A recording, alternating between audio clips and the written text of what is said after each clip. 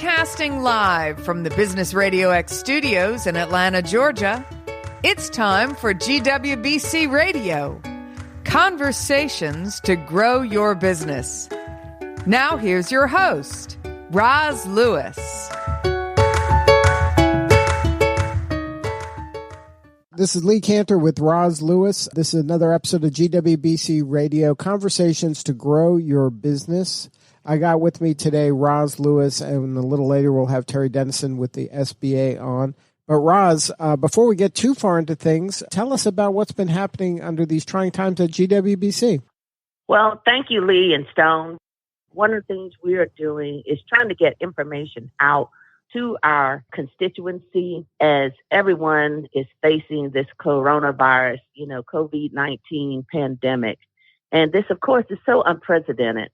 As a matter of fact, we're going to be launching a special web page on our website this afternoon, providing more information that each of our WBEs or small businesses, if you come to our site, will be able to get information on how to deal with this challenge that you're facing. Examples of financial assistance, as we're going to be talking about today on the show with Terri Denison of SBA. But more importantly, other information, how your employees are dealing with it, how to deal with your employees as it relates to virtual working environments. We're also going to have a feed from the CDC as well as the World Health Organization. So I'll mention that a little bit more as a reminder to our listening audience, but we encourage you to go to our website at gwbc.org to find out more information that hopefully is going to help you, including how our leaders can chill in order for them to make good decisions. And I know this is a tough time, and you're very excited about how you're going to continue to sustain your business. But it's also important that you take a moment to relax too in order to be able to make those good decisions as leaders. We're going to, on this show, we're going to be covering in the upcoming episodes some of specific strategies and bringing on some of the GWBC folks that are experts in a variety of topics that can help a WBE thrive during this time as well, right? Absolutely. You're absolutely right. It is important that we do bring you good information. And that's one of the things I want to share with everyone is that is the purpose of Business Radio X. To bring you good information, good news. I know you hear so many other news that could be daunting for you, but at the same time, we're focused on about business, how we can continue to strive. Remember, we are a strong community. We haven't been through this before as a country, and we will survive this. But how do we make sure we put the right resources in place in order to do that? And that is why we here at Business Radio X and GWBC have partnered in order to bring you that good information. So, Lee, are you ready to get started with Terri? Absolutely. Why don't you introduce Terri? Terri, please provide us an overview about the SBA for our listening audience, because some people, believe it or not, are just not familiar with who the Small Business Administration is. Good afternoon, everyone, and thank you, Roz, for having me on the show today. The U.S. Small Business Administration, or SBA, we're a federal government agency, been around since 1953, and in a nutshell, our mission and purpose is to support the U.S. economy by helping foster the creation and growth of small businesses. We do this in a variety of ways.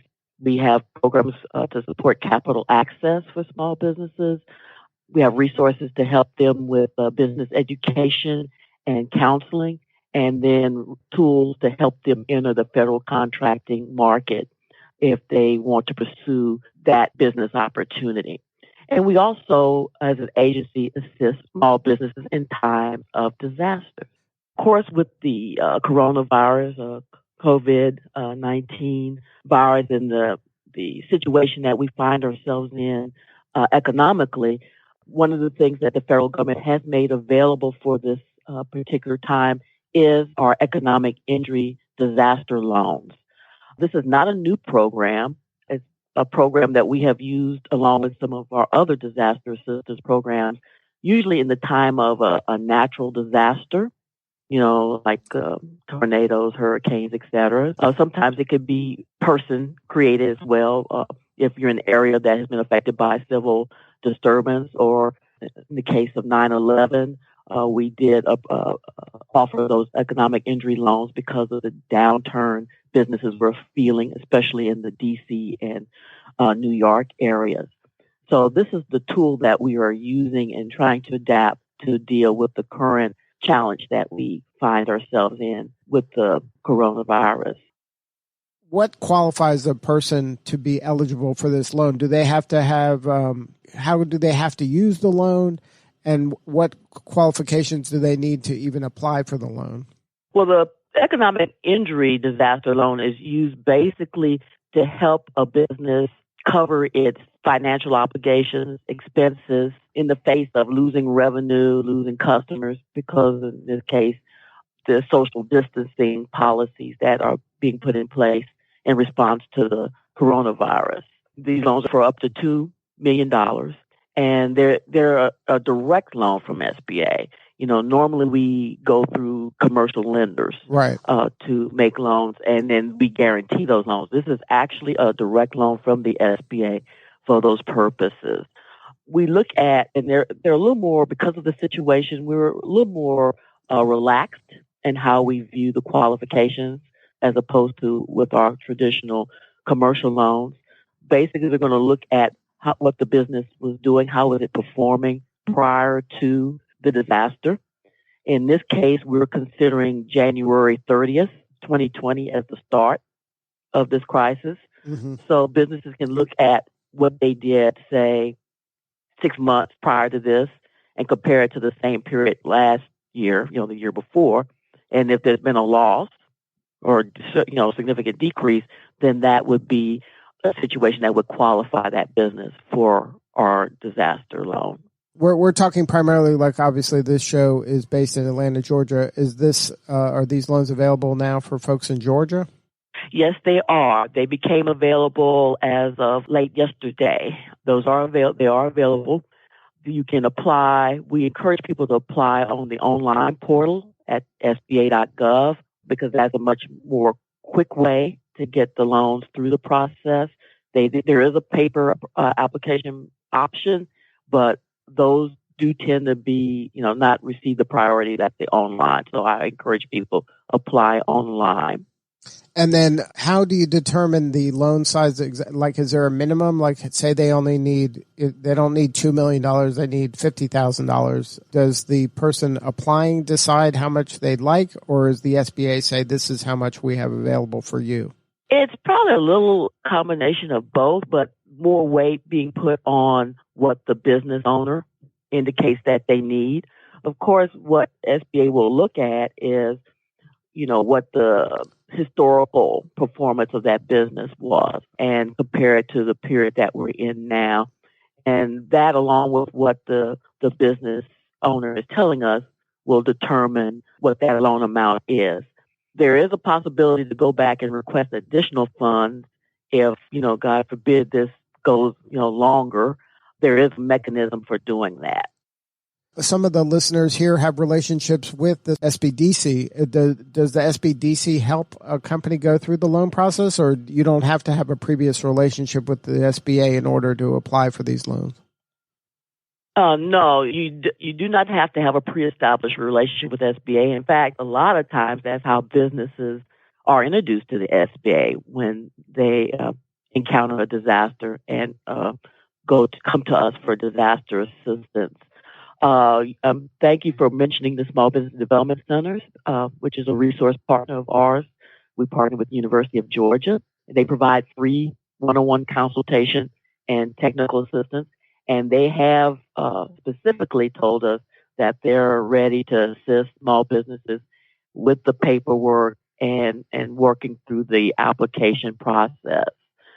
Same with SCORE, our volunteer partner organization, our Women Business Centers, and our district office staff as well. So we're trying to bring on a lot of resource partners and small business stakeholders into this process, helping them to understand it so that they can work with their constituencies.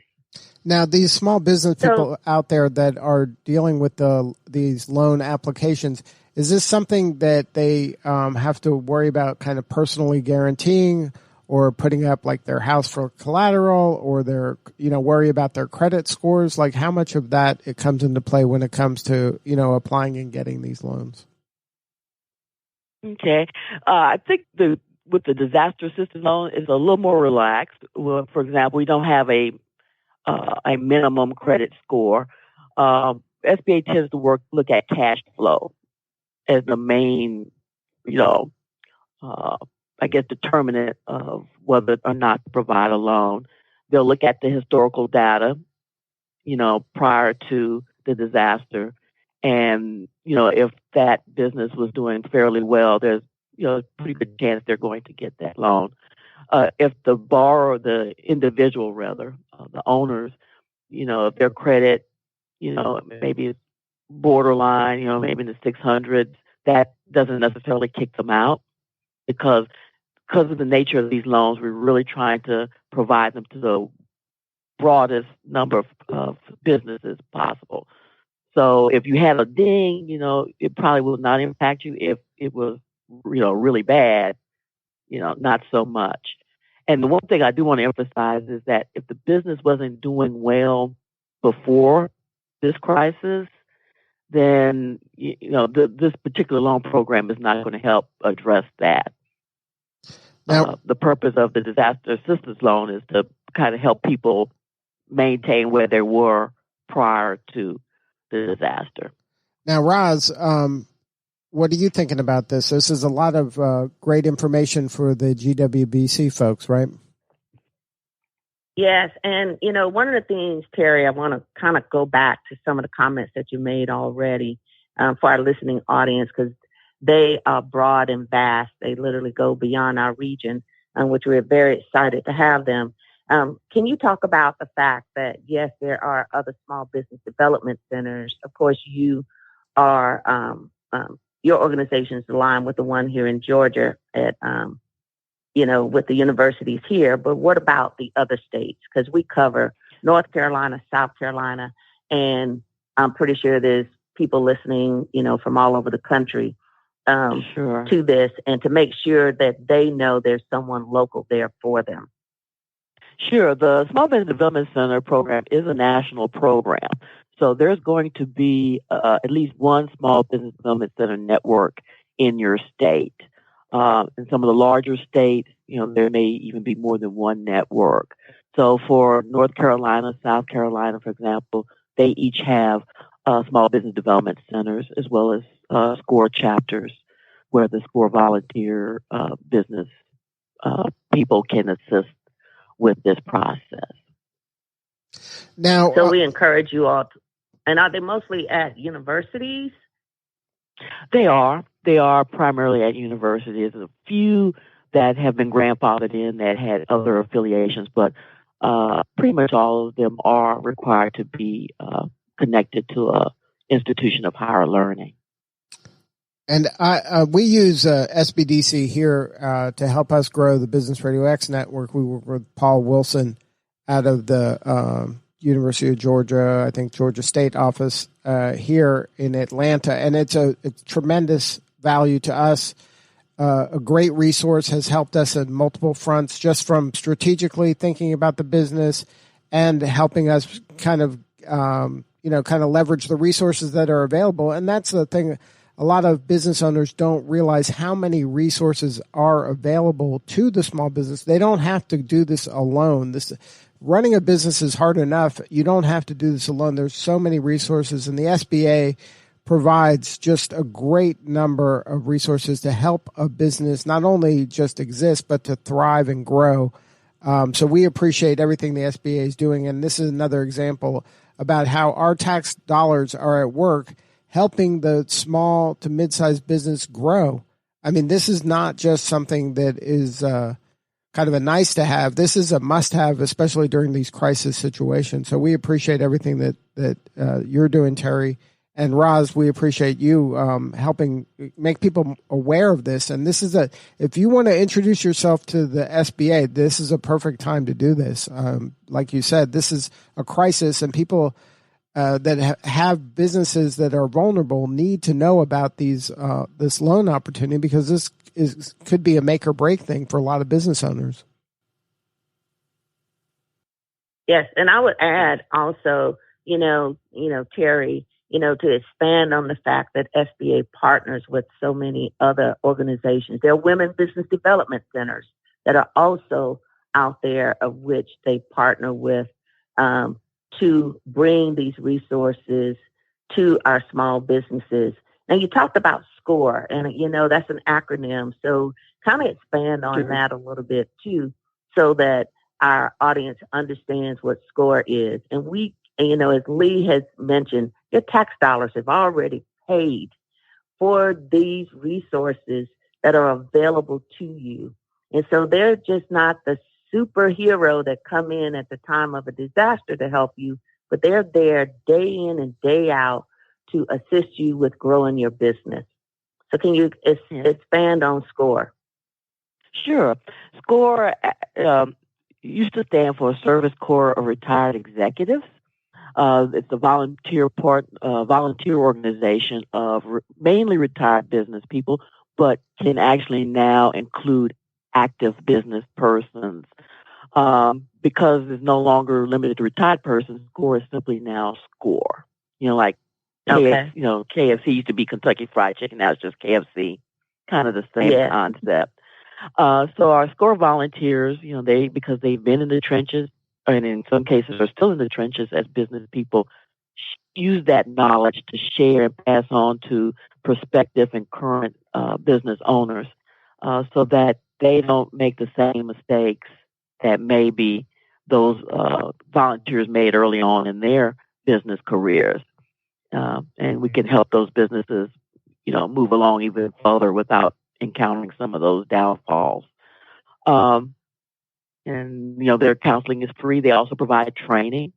Some of it's free. Some of it is low cost, just to cover the cost of the training on a variety of business subjects, not only to start a business, but once you've started the business, what are the things you need to do to continue to grow that business and increase its capacity? Well, thank you, because I think that is key and important of understanding how I read once, there are enough mistakes that have been made. We don't need to create new ones. And this particular arm of SBA with the SCORE team are experienced business people who have been there, done it, tried it, and yet they are there and available to expand that knowledge to help you all grow your businesses and not make, the same mistakes. And granted, there are going to be some mistakes made, but not to that extent.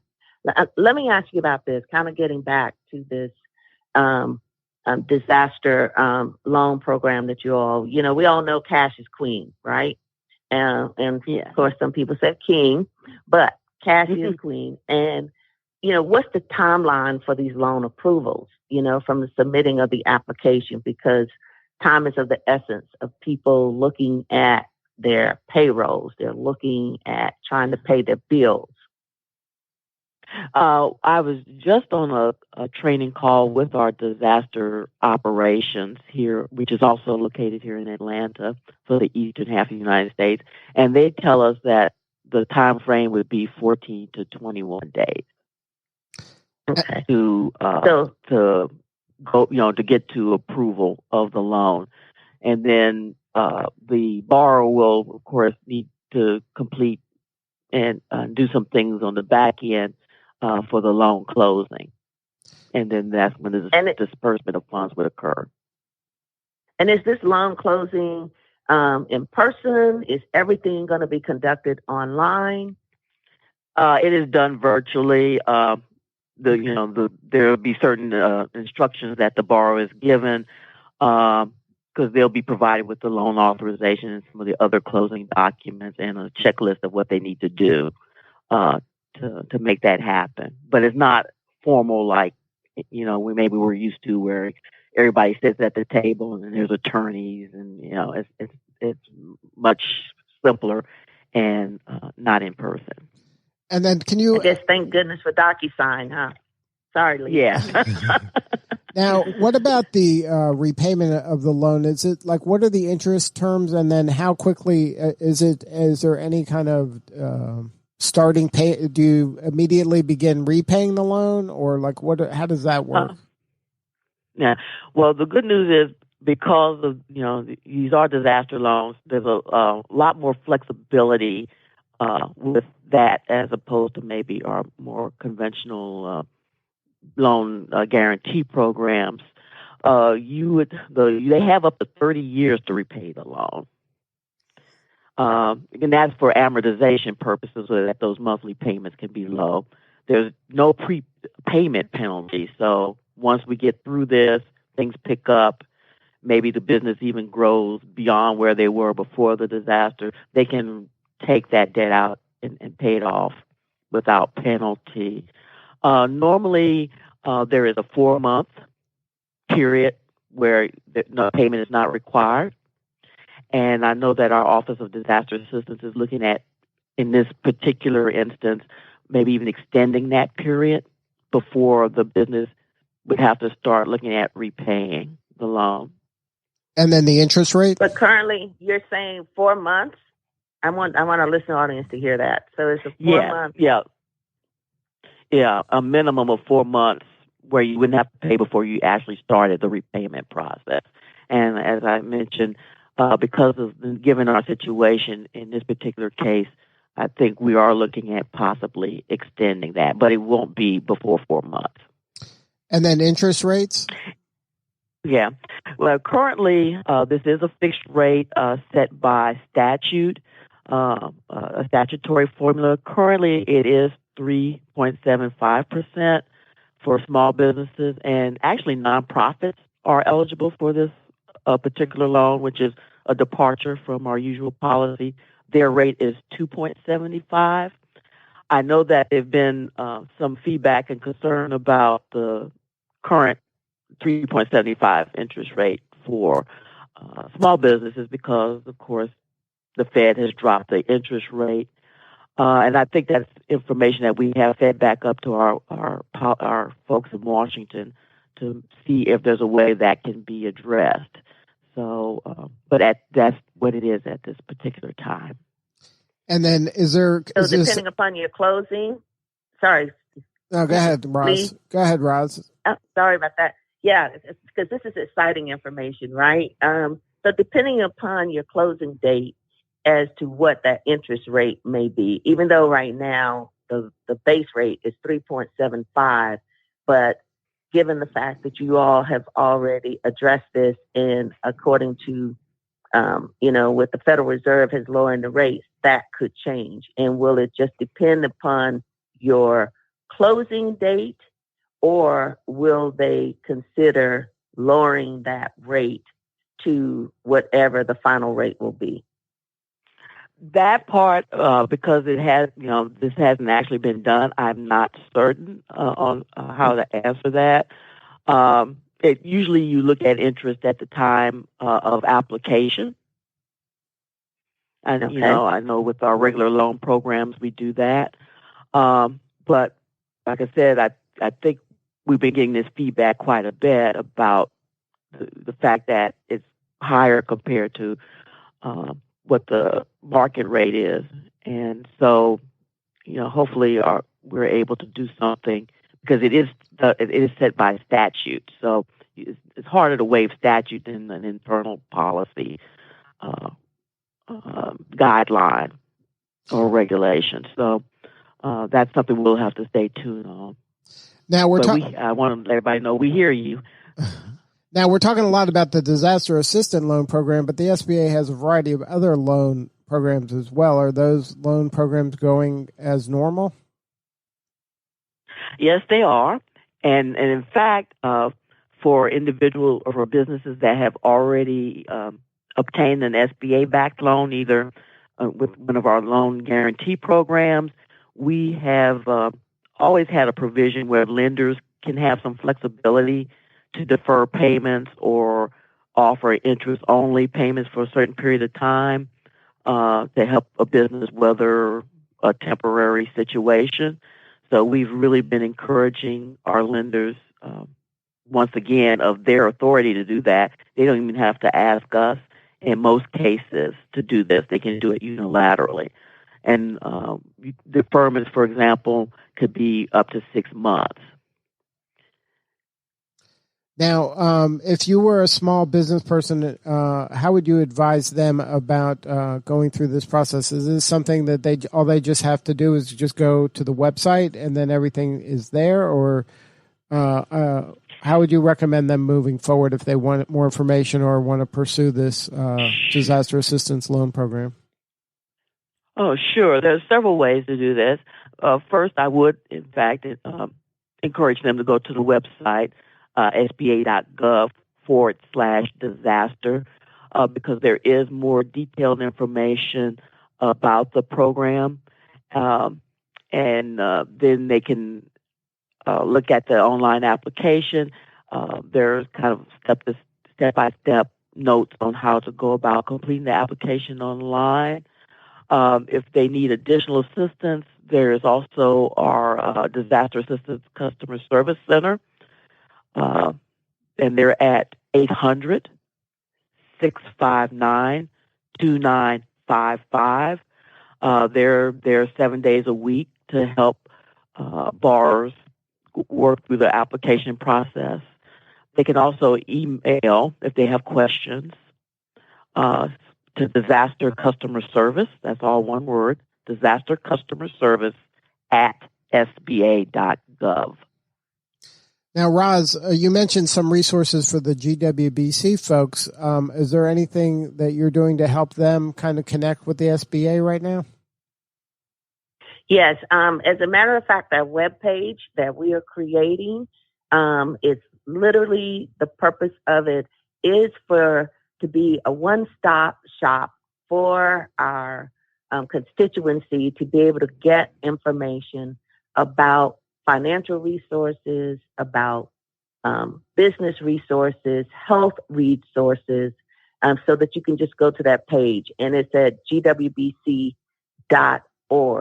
But one of the things I want to reiterate, because Terri mentioned, she threw out a lot of information about numbers of contacts, just remember, and I'm pretty sure the lines are going to be jammed, but still, you never give up. That's why you're in business and that you're the businesses that you are. It's 1-800-659-2955 for disaster relief assistance from SBA. And of course, the email address is disaster customer service, all one word, at SBA.gov. But we are encouraging you to definitely get engaged. This may be the reason that you're becoming familiar. This situation may be the reason that you're becoming familiar with the Small Business Administration. Don't let it be the only reason that you're becoming familiar with SBA, meaning you will continue to utilize their services that they're providing. Terri, there are other loan programs that are also beneficial for our small businesses, because I'm pretty sure, as you mentioned, there are qualifiers there for this particular loan, although they're pretty relaxed. But can you talk about a little bit about what the other loan programs are real quickly? Sure. Before we close out? Sure. We have our biggest loan guarantee program. We call it the 7A loan program. But you can guarantee loans up to $5 million with that, or SBA can use the proceeds for a variety of purposes, working capital, machinery, equipment, inventory. In some cases, you can use it to refinance existing business debt, commercial real estate. We also have a program called our 504 loan program. It focuses on fixed asset financing, so commercial real estate, what I call long life machinery and equipment, like production equipment. It can be used to acquire those type of assets or refinance debt related to those types of assets. what's great about 504 is that it's a fixed rate, and the rate is tied to the Treasury rate as opposed to prime, so it tends to be lower than a conventional loan. And then we have our microloan program for businesses that only need small amounts of capital, and those loans go up to $50,000. And those are delivered by our participating community development financial institutions that we have approved to make those loans. Wow. So you understand that there's quite a bit of opportunity there for you all financially to help support your business, because once again, cash is queen and king, for these businesses, and the lifeblood is what I always say of any business in order for them to scale and grow. So Lee, I would say once again, please visit our website at gwbc.org for more information. We are here to help you, and we are going to get through this. We are going to see the other side of this, and we are going to come out stronger. And I like to say a parting thought real quick is that you never know how strong you are until strong is the only choice that you have. And that was by Kayla Mills, a quote by Kayla Mills. But I want to thank Terri Denison so much for taking time out. I know you're on several talk shows and events to bring this information to people, and we really appreciate you taking time to be with us today. Oh, my pleasure. Lee? Well, thank you both for being part of the show today. Roz, thank you and for your leadership at GWBC. It's important work that you're doing to help the women-owned businesses know the truth and find out where the reliable sources are, and we try our hardest to be one of those sources with you. And Terri, your work at SBA is going to be critical as we get through this trying time. So one more time, the website for the application for the loan, because I think you guys are going to be overwhelmed by people taking advantage of this. And if they're not taking advantage, that's on them. I mean, all you could do is provide the opportunity. So one more time, Terri, the website, if somebody wants to apply for this disaster loan. www.sba.gov/disaster. Everybody, please take a moment, go to that website and put your application in. A lot of businesses are going to be vulnerable during this time, but don't forget, a lot of the greatest businesses are developed during trying times, and yours could be one of them. And we will keep you up to date with a lot of resources and information as we move forward. This is Lee Cantor for Stone Payton and Roz Lewis. We will see you all next time on GWBC Radio.